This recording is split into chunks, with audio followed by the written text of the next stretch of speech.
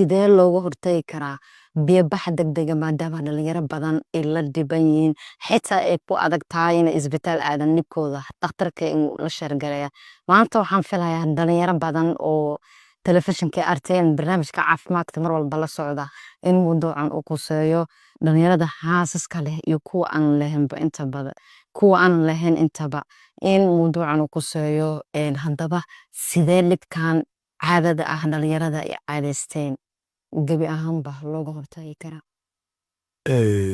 horta waxaa la yidhahdaa ka hortaggaa ka wanaagsan daaweynta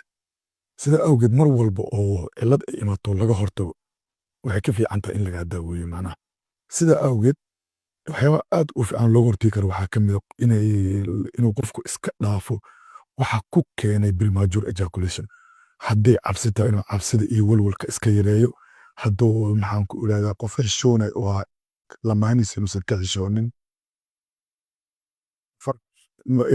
yes masturbationko kale hadduu jiro kale inuu iska gooyo caadadaas waa caada aad u foolxun oo aadna dhalinyarada laga yaaba inay ugu dhibtoodaan iska goynteydana waxaa la sheegaa inay mararka qaar dhib badan tahay laakiin dee dabcan wax la iska goyn kara waaye inuu iska daafo caadadaas aydan masturbationkaas ama biyaha gacantaas iska keenayo ama gacantaas qofka uu laazimay inuu iska joojiyo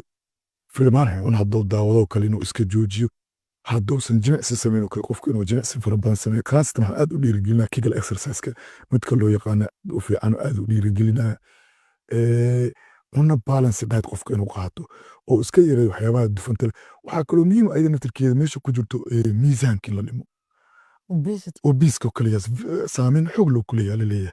sidaa awgeed qofku inuu miisaanka hadduu miisaan badan inuu miisaanka iska dhimo hadduu isticmaalo cunooyin cusbada ku badan tahay saliidda ku bad iyo xabaa sonkorta badan inuu iska joojiyo qofku hurdo ku filan inuu socdo dhafarkan ayadana uu iska dhaafo oo ayadana la iska joojiyo waxyaabahaas dabcan waxyaabaha dabiiciga ah ee ugu fiican ee qofku uga hortagi karo